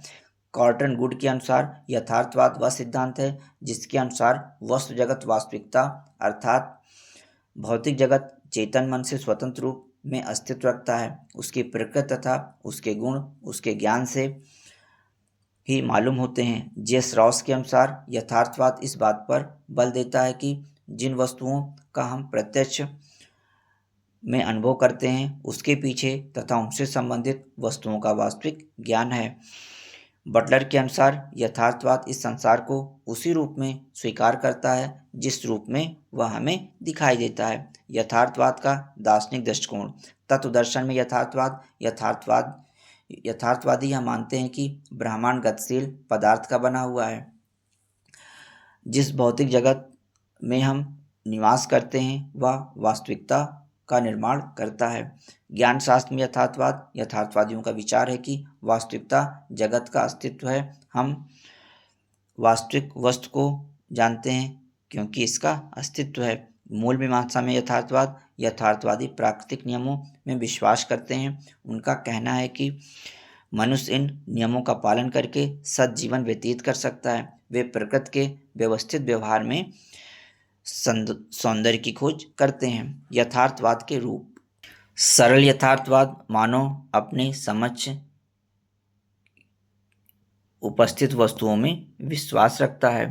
नव यथार्थवाद रूप ज्ञान के सिद्धांतों का प्रतिपादन करता है। नव यथार्थवाद आदर्शवाद का खंडन करके अपना पृथक ज्ञान शास्त्र बनाया है। आलोचनात्मक यथार्थवाद या सरल यथार्थवाद और नव यथार्थवाद या आत्मगतवाद के बीच एक समझौता है। जे पासमोर का विचार है। यथार्थवाद के मूल सिद्धांत दृश्य जगत ही सत्य है, इंद्रियां ज्ञान के द्वार हैं, वस्तु जगत में नियमितता है, मानव के वर्तमान व व्यवहारिक जीवन पर बल। आंगिक सिद्धांत। यथार्थवाद पारलौकिकता को अस्वीकार करता है। यथार्थवाद की शिक्षण विधियाँ यात्रा द्वारा सीखना लर्निंग बाय ट्रेवलिंग, क्रिया द्वारा सीखना लर्निंग बाय डूइंग, अनुभव द्वारा सीखना लर्निंग बाय एक्सपेरिमेंट, निरीक्षण द्वारा सीखना लर्निंग बाय ऑब्जर्वेशन, प्रयोग द्वारा सीखना लर्निंग बाय एक्सपेरिमेंटेशन, सहसंबंध द्वारा सीखना लर्निंग बाय कोऑर्डिनेशन। यथार्थवाद में शिक्षण के सूत्र आगमन और निगमन का सूत्र, स्वानुभव का सूत्र, मूर्त से अमूर्त की ओर का सूत्र। शिक्षा में यथार्थवाद के रूप मानवतावादी यथार्थवाद, सामाजिक यथार्थवाद, ज्ञानेंद्रिय यथार्थवाद, वैज्ञानिक यथार्थवाद। मानवतावादी यथार्थवाद। पॉल मुनरो के अनुसार मानवतावादी यथार्थवादियों का उद्देश्य अपने जीवन की प्राकृतिक एवं सामाजिक परिस्थितियों का पूर्ण अध्ययन, प्राचीन व्यक्तियों के जीवन की व्यापक परिस्थितियों के माध्यम से करना था, लेकिन यह कार्य केवल ग्रीक एवं रोमन साहित्य के विस्तृत ज्ञान से पूर्ण किया जा सकता था। मानवतावादी यथार्थवाद के समर्थकों में इरेस्मस और रैबले का स्थान है। शिक्षा का उद्देश्य रैबले के अनुसार शिक्षा का उद्देश्य बालक का सर्वांगीण विकास करना था। शिक्षण विधि रैबले वैज्ञानिक एवं मनोरंजन विधियों द्वारा शिक्षा प्रदान करने के पक्ष में थे। पाठ्यक्रम मध्यकालीन पाठ्यक्रम में से केवल अंकगणित, रेखागणित, खगोल विद्या तथा संगीत को स्थान दिया है तथा विस्तृत पाठ्यक्रम में इतिहास, ग्रीक, लैटिन, हिब्रू आदि को भी पाठ्यक्रम में स्थान दिया है। शारीरिक शिक्षा द्वारा उसने दौड़ना, कूदना, तैरना, शारीरिक व्यवसाय, शारीरिक व्यायाम आदि पर बल दिया है। इन्होंने तर्क, साहित्य व व्याकरण को पाठ्यक्रम में कोई स्थान नहीं दिया है। जॉन मिल्टन 1604 से 1674। मिल्टन इंग्लैंड के निवासी थे। मिल्टन सर्वप्रथम शिक्षा शास्त्री था, बाद में वह दार्शनिक और राजनीतिज्ञ बना। मिल्टन के शैक्षिक विचार ट्रैक्टेट ऑन एजुकेशन नामक पुस्तक में मिलते हैं। पाठ्यक्रम मिल्टन प्रत्येक शहर में 120 बालकों के लिए संयुक्त स्कूल खोलना चाहता था। उसने 12 से 21 वर्ष तक के बालकों के लिए कार्यक्रम तैयार किया। प्रथम वर्ष के लिए लैटिन, व्याकरण, गणित एवं ज्यामिति, आगामी 4 वर्षों के लिए कृषि, भौतिक शास्त्र, शिल्पकला, भूगोल, अर्थशास्त्र तथा खगोल विद्या, शेष वर्षों के लिए बाइबिल, हिब्रू, यूनानी, रोमन तथा सेक्शन संविधान, अर्थशास्त्र, राजनीति शास्त्र, इतिहास, तर्कशास्त्र तथा कविताएं शामिल की। जॉन मिल्टन की शिक्षण विधि युवकों की शिक्षा में भ्रमण या सरस्वती यात्राओं को विशेष महत्व दिया। सामाजिक यथार्थवाद रास्म के अनुसार सामाजिक यथार्थवादी पुस्तकीय अध्ययन को व्यर्थ समझते हैं तथा मनुष्यों एवं वस्तुओं के प्रत्यक्ष अध्ययन पर बल देते हैं। यद्यपि वे अपने मस्तिष्क में उच्च वर्ग का ध्यान रखते हैं, इसी कारण वे लंबी यात्रा करने के लिए कहते हैं, जिससे वास्तविक जीवन के विभिन्न पहलुओं का यथार्थ अनुभव हो जाए। सामाजिक यथार्थवाद के समर्थकों में माइकल डी मॉन्टेन 1533 से 1592। शिक्षा शास्त्री लॉर्ड माइकल डी मॉन्टेन ने अपने शिक्षा संबंधी विचार निम्नलिखित पुस्तकों में दिए हैं। Essays on pedantry, essays on the upbringing of children, essays on the affection of fathers to their children. शिक्षा का उद्देश्य व्यक्ति को बुद्धिमान एवं विवेकशील बनाना। शिक्षण विधि भ्रमण एवं निरीक्षण विधि। पाठ्यक्रम भाषा, प्राकृतिक अध्ययन, काव्यशास्त्र, तर्कशास्त्र, भौतिक शास्त्र, ज्यामिति, इतिहास आदि। जॉन लॉक 1632 से 1704। जॉन लॉक इंग्लैंड का एक महान राजनीतिज्ञ विचारक था। उसने अपने शिक्षा संबंधी विचारों को सम थॉट्स कंसर्निंग एजुकेशन नामक लेख में प्रस्तुत किया है। शिक्षा का उद्देश्य लॉक के अनुसार शिक्षा का उद्देश्य बालक में सद्गुण, बुद्धिमत्ता, सदाचरण का विकास करना। शिक्षण विधि अभ्यास, व्यवहारिकता, भ्रमण, क्रिया, स्थूल सामग्री का प्रयोग। पाठ्यक्रम में अंग्रेजी पढ़ना, ड्राइंग करना, लिखना, अंकगणित, ज्यामितीय, रेखागणित, भूगोल, इतिहास, रोमन इतिहास, बाइबिल, नीतिशास्त्र, सामान्य तथा अंतर्राष्ट्रीय कानून। फ्रेंच 1-2 वर्ष बाद। लैटिन, अंग्रेजी सदैव साथ साथ रहेगी। अंग्रेजी बोलने व लिखने की कला, हस्तकार्य, व्यायाम, स्वास्थ्य रक्षा, घुड़सवारी, नृत्य, हथियार चलाना आदि। ज्ञानेंद्रिय यथार्थवाद पाल मुनरो के अनुसार ज्ञानेंद्रिय यथार्थवाद उस भौतिक विश्वास से विकसित हुआ है जो यह मानता है कि ज्ञान प्राथमिक रूप से इंद्रियों द्वारा होता है। ज्ञानेंद्रिय यथार्थवाद के समर्थकों में रिचर्ड मूलकॉस्टर 1530 से 1611। ज्ञानेंद्रिय यथार्थवादियों में रिचर्ड मूलकॉस्टर का नाम सर्वप्रथम आता है। शैक्षिक विचार इनके शैक्षिक विचार द एलिमेंटेयर तथा पोजिशंस नामक रचनाओं में प्राप्त होते हैं। शिक्षा का माध्यम मातृभाषा, शिक्षण विधि, मनोवैज्ञानिक पाठ्यक्रम, संगीत, खेलकूद, व्यायाम, ड्राइंग आदि को इन्होंने शामिल करने की बात कही। फ्रांसिस बेकन 1561 से 1626। बेकन ने अपने शैक्षिक विचारों को एडवांसमेंट ऑफ लर्निंग तथा द न्यू एटलांटिस नामक ग्रंथों में व्यक्त किया है। शिक्षण विधि नोवम ऑर्गेनम तथा आगमन विधि ऑर्गेनन अर्थात निगमन विधि। वुल्फगैंग रटके 1571-1635। रटके का जन्म जर्मनी में विल्स्टर नामक स्थान पर हुआ। उसने सर्वप्रथम रॉस्टॉक के विश्वविद्यालय में शिक्षा प्राप्त की। शैक्षिक विचार मेथड्स नोवा नामक पुस्तक में मिलते हैं। इसके शैक्षिक विचार जो है मेथड्स नोवा नामक पुस्तक में मिलते हैं। शिक्षण विधि रटके ने शिक्षा विधि के क्षेत्र में अपना मेथड्स नोवा नवीन सिद्धांत या विधि दिया है। जॉन एमोस कॉमेनियस ज्ञानेंद्रिय यथार्थवादियों में कमेनियस का स्थान सबसे महत्वपूर्ण है। कमेनियस का कथन है मनुष्य का अंतिम लक्ष्य ईश्वर के साथ शाश्वत प्रसन्नता को पाना है।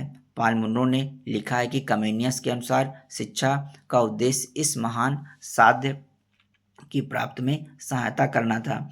कमेनियस का शिक्षा काल का विभाजन mother school, vernacular school, Latin school, विश्वविद्यालय। कमेनियस की शिक्षण विधि कमेनियस का कथन है हम ज्ञानेंद्रियां बुद्धि तथा दैवी प्रकाशन के माध्यम से ज्ञान प्राप्त करते हैं। कमेनियस की शिक्षा विधि का सामान्य विचार प्रकृति के अनुसार विचार विमर्श विधि है। वैज्ञानिक यथार्थवाद वैज्ञानिक यथार्थवाद में वैज्ञानिक विधि को बढ़ावा दिया गया है। इसके प्रभाव के परिणाम स्वरूप प्रयोग आगमन एवं निगमन पद्धति का प्रयोग सत्य के लिए किया गया।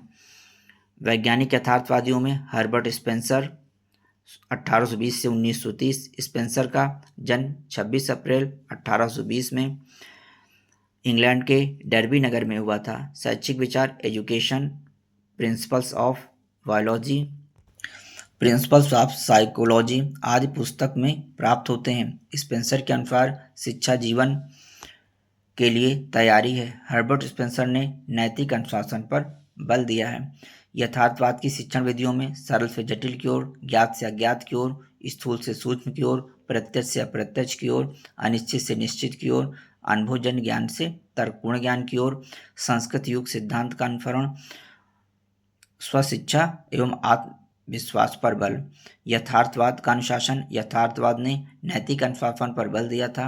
यथार्थवाद में दंड तथा भय से अनुशासन की आलोचना की है। इन्होंने वस्तुनिष्ठता के प्रति समायोजन करना ही अनुशासन माना है। अस्तित्ववाद बिल्कुल नवीन विचारधारा है। अर्थात अस्तित्ववाद एक अत्यंत नवीन दर्शन है। इस दर्शन की सर्वप्रथम शुरुआत 19वीं शताब्दी में डेनिश दार्शनिक किरगार्ड के द्वारा की गई। अस्तित्ववाद का अर्थ केवल व्यक्ति के जीवित रहने मात्र से न होकर एक पूर्ण शक्तिशाली प्रगतिशील उत्तरदायी तथा आत्म चेतना से युक्त जीवन को बनाए रखना है। अस्तित्ववाद के समर्थकों में सोरेन किरगार्ड, कार्ल जैस्पर्स, विवेकर आदि दार्शनिकों का नाम आता है। अस्तित्ववाद के सिद्धांत अस्तित्ववाद से संबंधित प्रमुख सिद्धांत निम्नलिखित हैं। पहला, अस्तित्ववाद के अनुसार सत्य, शिव तथा सुंदरम का मूल्य व्यक्ति की स्वयं के आंतरिक इच्छा सत्य पर आधारित होता है। दूसरा, प्रत्येक व्यक्ति के लिए सत्य, शिव और सुंदरम का अर्थ तथा मूल्य भिन्न होता है। तीसरा, व्यक्ति का जीवन तब तक सार्थक नहीं हो सकता जब तक कि वह सत्य, शिव तथा सुंदरम के अर्थ और मूल्य को स्वयं से जोड़ नहीं लेता। अस्तित्ववाद का मानना है कि सभी प्रकार का ज्ञान आत्मनिष्ठ तथा विषयगत होता है। अस्तित्ववाद की शैक्षिक भूमिका अस्तित्ववाद बाल केंद्रित शिक्षा का समर्थन करता है या व्यक्तिवाद का प्रबल समर्थक है।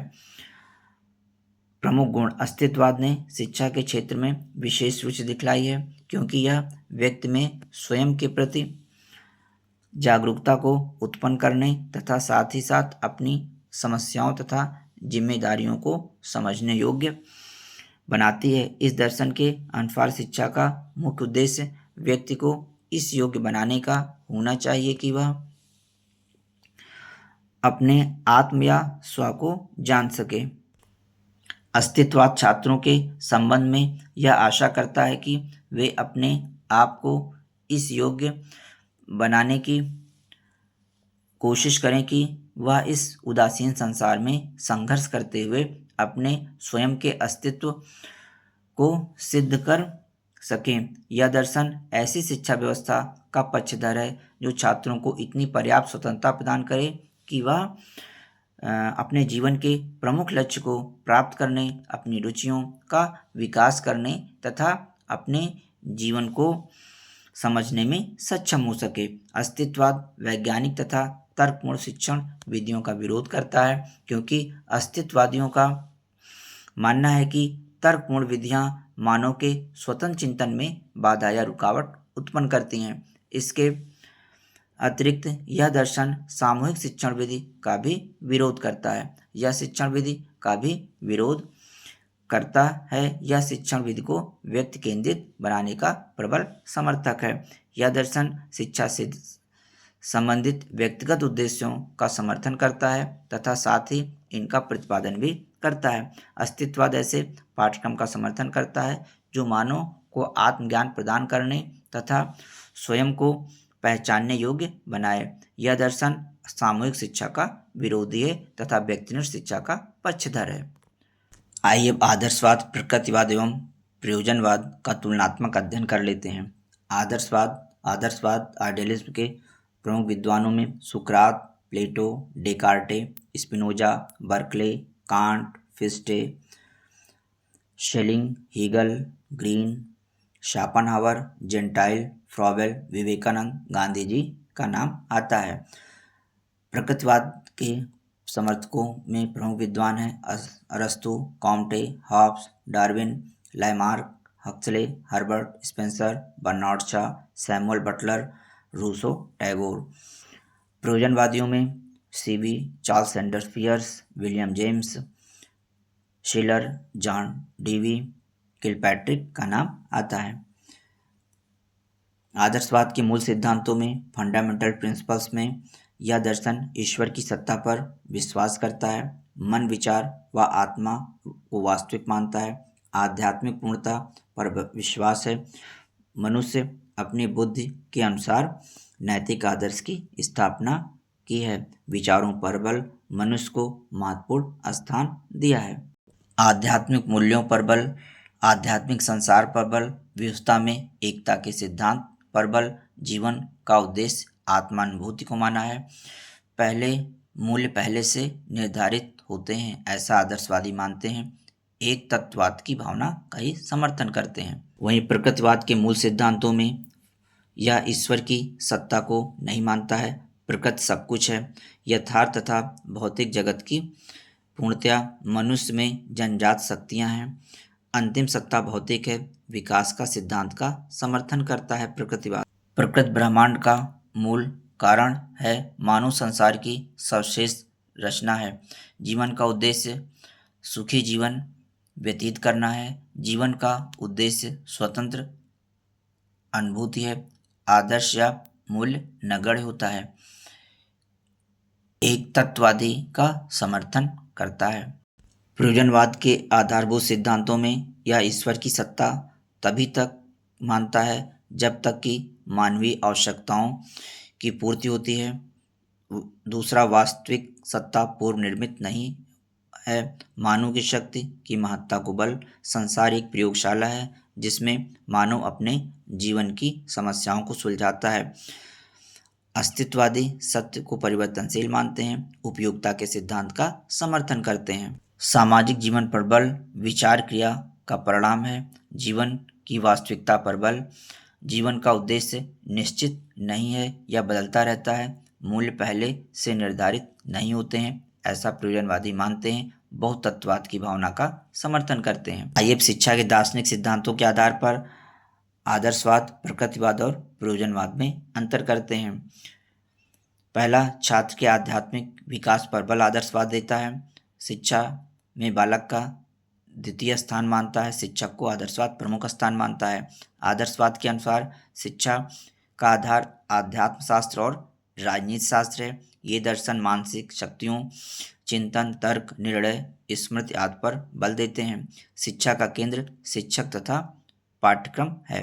प्रकृतिवादी भौतिक विकास पर बल देते हैं, शिक्षा में बालक का मुख्य स्थान मानते हैं, प्रकृतिवाद के अनुसार शिक्षा का आधार मनोविज्ञान है। यह दर्शन मूल प्रवृत्तियों, संवेगों और व्यवहार पर बल देता है।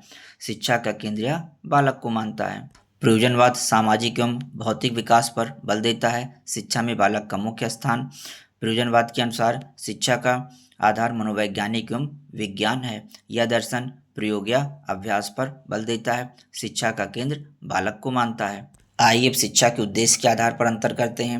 आदर्शवादी आत्मबोध या आत्मानुभूति को शिक्षा का उद्देश्य मानते हैं। सत्यम, शिवम तथा सुंदरम की प्राप्ति, आत्मानुभूति, शाश्वत मूल्यों का विकास, पवित्र जीवन की प्राप्ति शिक्षा के उद्देश्य पूर्व निश्चित है। आदर्शवाद की सर्वाधिक महत्वपूर्ण देन उद्देश्यों के क्षेत्र में है। प्रकृतिवाद आत्माभिव्यक्त को शिक्षा का उद्देश्य मानते हैं। वर्तमान तथा भावी प्रसन्नता की प्राप्ति, संघर्ष के लिए तैयारी, पूर्ण जीवन के लिए तैयारी, जनजात शक्तियों का स्वाभाविक विकास। प्रकृतिवाद के अनुसार शिक्षा के उद्देश्य पूर्व निश्चित नहीं है। प्रयोजनवाद सामाजिक कुशलता, साधन पूर्ण तथा साहसपूर्ण जिसका विकास करना, नवीन मूल्यों का निर्माण करना, सामाजिक कुशलता का विकास करना, वातावरण के साथ समायोजन की योग्यता का विकास करना। प्रयोजनवाद के अनुसार शिक्षा के उद्देश्य अनिश्चित हैं और वे देश, काल और परिस्थितियों के अनुसार बदलते रहते हैं। आइए पाठ्यक्रम की दृष्टि से इन तीनों में अंतर करते हैं। आदर्शवाद पाठ्यक्रम मूल्यों पर आधारित करने पर बल देते हैं। सभ्यता के उत्कर्ष की झलक, मानवीय विषयों पर बल। आदर्शवादी पाठ्यक्रम की रचना विचारों, आदर्शों और शाश्वत मूल्यों के अनुसार होना चाहिए। आदर्शवादी पाठ्यक्रम के मुख्य विषय हैं अध्यात्म शास्त्र, नीति शास्त्र, धर्मशास्त्र, इतिहास, कला, साहित्य, संगीत आदि। प्रकृतिवाद पाठ्यक्रम की रचना बाल केंद्रित अर्थात बालकों की रुचियों के आधार पर करना चाहते हैं। आत्मरक्षा करने वाले विषयों पर बल देते हैं। प्रकृतिवादी मानवीय विषयों पर बल देते हैं। पाठ्यक्रम बालक की प्रकृति, रुचियों, अभिरुचियों, योग्यताओं आदि के अनुसार होना चाहिए। प्रकृतिवादी पाठ्यक्रम के मुख्य विषय हैं शरीर विज्ञान, स्वास्थ्य विज्ञान, पदार्थ विज्ञान, गणना, गणित, वनस्पति विज्ञान आदि। प्रयोजनवादी पाठ्यक्रम बालकों की रुचियों, आवश्यकताओं, स्वाभाविक क्रियाओं व अनुभव पर बल देते हैं। उपयोगिता के आधार पर बल, वैज्ञानिक विषयों पर बल। प्रयोजनवादी पाठ्यक्रम उपयोगिता के सिद्धांत पर आधारित होना चाहिए। प्रयोजनवादी पाठ्यक्रम के मुख्य विषय स्वास्थ्य विज्ञान, शारीरिक प्रशिक्षण, इतिहास, भूगोल, विज्ञान, गणित आदि हैं। आइए अब शिक्षण विधियों के आधार पर अंतर करते हैं। आदर्शवाद ने निम्नलिखित शिक्षण विधियां अपनाई हैं: प्रश्नोत्तर विधि, संवाद विधि, तर्क विधि, वाद विवाद विधि, निर्देशन विधि, पुस्तक पठन विधि।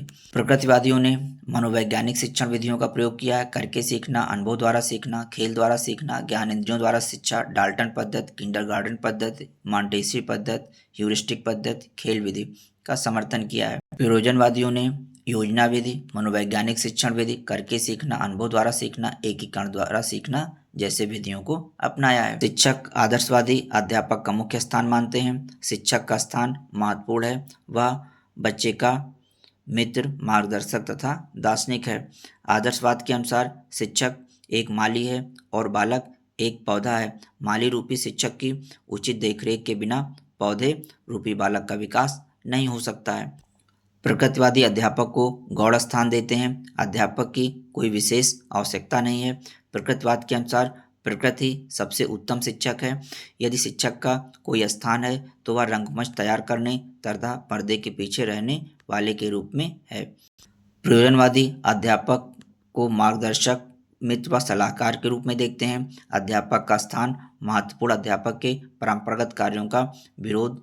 अध्यापक के कार्य मार्गदर्शन करना, परामर्श एवं अच्छे सामाजिक वातावरण का निर्माता मानते हैं। शिक्षक का कार्य बालक के सामने ऐसी सामाजिक परिस्थितियों को उत्पन्न करना है जिनमें रहते हुए वे अपनी रुचि और योग्यता के अनुसार समस्या का कुशलतापूर्वक समाधान कर सकें। छात्र का स्थान आदर्शवादी विचार व आदर्श केंद्रित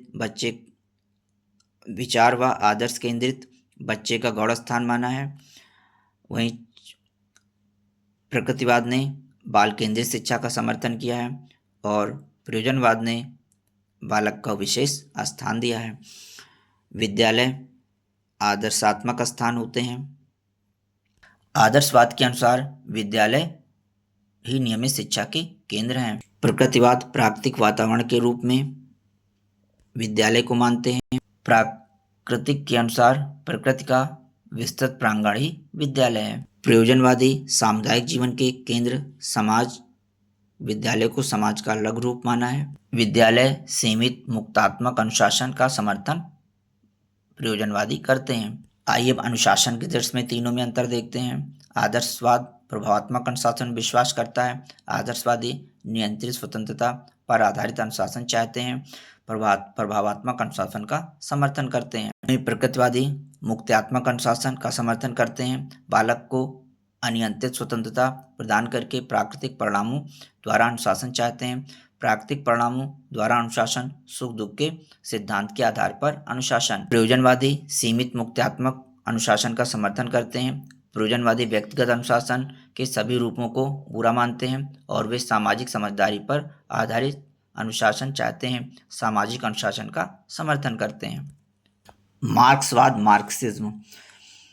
मार्क्सवाद या साम्यवाद हमेशा वैज्ञानिक दर्शन पर विश्वास करता था। विज्ञान की विधियों में इस दर्शन का पूरा विश्वास है। इस दर्शन के अनुसार बाहरी जगत में मनुष्य के प्रयत्नों से परिवर्तन लाया जा सकता है। इस दर्शन में पदार्थ की महत्ता ज़्यादा है, न कि मनुष्य की। वास्तविक सत्ता पदार्थ मैटर की है, न कि मन की। मार्क्सवादी दर्शन इस ब्रह्मांड को पदार्थजन्य मानता है और यह विश्वास करता है कि पदार्थजन्य संसार ही सत्य है, इसके अलावा और कोई संसार नहीं है। यह दर्शन आत्मा को एक चेतन तत्व मानता है और ईश्वर के अस्तित्व को स्वीकार नहीं करता है। मार्क्सवाद की विशेषताएं। मार्क्सवाद की मुख्य विशेषता इस प्रकार है। तत्वमीमांसा मेटाफिजिक्स। मार्क्सवाद या साम्यवाद हमेशा वैज्ञानिक दर्शन में विश्वास करता है। इस दर्शन के अनुसार मनुष्य जीवन का उद्देश्य सुखपूर्वक जीवन यापन करना है, जिसे उत्पादन में वृद्धि, शारीरिक श्रम और वर्गविहीन समाज के निर्माण द्वारा प्राप्त किया जा सकता है। ज्ञान मीमांसा एपिस्टेमोलॉजी। कार्ल मार्क्स द्वंद्वात्मक भौतिकवाद के प्रेरणा स्रोत माने गए हैं। उनकी रुचि सृष्टि की संरचनात्मक व्याख्या में कम थी और सामाजिक संरचना में व्याप्त द्वंद्व में अधिक थी। कार्ल मार्क्स ने क्रिया और ज्ञान में समन्वय स्थापित करने की कोशिश की है। हीगल के अनुसार द्वंद्वात्मक प्रणाली में बुद्धि संगत तत्व रेशनल कर्नल है। इनमें विकास का विचार व्याप्त है। मार्क्स घटना प्रवाह और घटनाओं का एक दूसरे के संदर्भ में उनके आपसी संबंधों और एक दूसरे पर निर्भर रहने की पृष्ठभूमि में देखते हैं। इन विशेषताओं का समन्वय कर तथा कुछ नवीन का योग कर एक नया क्रम सृजित होता है और इसी को संश्लेषण कहते हैं। आगे चलकर इस संश्लेषण के भी विरोधी तत्व प्रकट होने लगते हैं और फिर यही संश्लेषणवाद में बदल जाता है। इस प्रकार यही क्रिया चलती रहती है और इसी के कारण सत्य ज्ञान की खोज का क्रम लगातार चलता रहता है। मूल्य मीमांसा एक्सियोलॉजी। कार्ल मार्क्स के अनुसार समाज का आधार व्यक्ति के अपेक्षा समाज में ही खोजा जा सकता है। व्यक्ति एक सामाजिक इकाई है। किसी समाज का सदस्य होने के नाते व्यक्ति पर कुछ प्रभाव पड़ते हैं, जिस कारण उसका व्यक्तित्व निर्मित होता है। व्यक्ति की रुचियां, नैतिकता इत्यादि सब कुछ समाज द्वारा निर्धारित होते हैं। मार्क्स के अनुसार आर्थिक आधार समाज निर्माण में सबसे महत्वपूर्ण भूमिका अदा करते हैं। मार्क्सवाद के सिद्धांत। मार्क्सवाद के 4 प्रमुख सिद्धांत हैं। पहला द्वंद्वात्मक भौतिकवाद डायलेक्टिक मटेरियलिज्म। इसकी मूल मान्यता यह है कि भौतिक तत्व या पदार्थ विश्व का आधार है, जो कि अपने आंतरिक स्वभाव द्वारा विकसित होकर विभिन्न रूप धारण करता है। यह विकसित भौतिक पदार्थ में स्वाभाविक रूप से ही निहित एक आंतरिक विरोध द्वारा संचालित होता है और इसमें वाद थीसिस, प्रतिवाद एंटीथीसिस तथा संश्लेषण सिंथेसिस ये 3 अवस्थाएं बनती हैं। विकास की यह प्रक्रिया निरंतर और सार्वभौम है। इस समय हमारी शिक्षा प्रणाली द्वंद्वात्मक संघर्ष से गुजर रही है। इस प्रकार संघर्ष के कारण जो नई शिक्षा प्रणाली आएगी वह संश्लेषित होगी। दूसरा, वर्ग तथा वर्ग संघर्ष का सिद्धांत, class and class struggle. Marks की आर्थिक नियतिवाद की सबसे महत्वपूर्ण कड़ी इस बात में नजर आई है कि समाज में सदैव ही विरोधी वर्गों का अस्तित्व रहा है। आर्थिक दृष्टि से मजबूत वर्ग हमेशा दूसरे वर्ग का शोषण करता है। विश्व इतिहास आर्थिक तथा राजनीतिक शक्ति के लिए विरोधी वर्गों में आपस में संघर्ष की श्रृंखला है।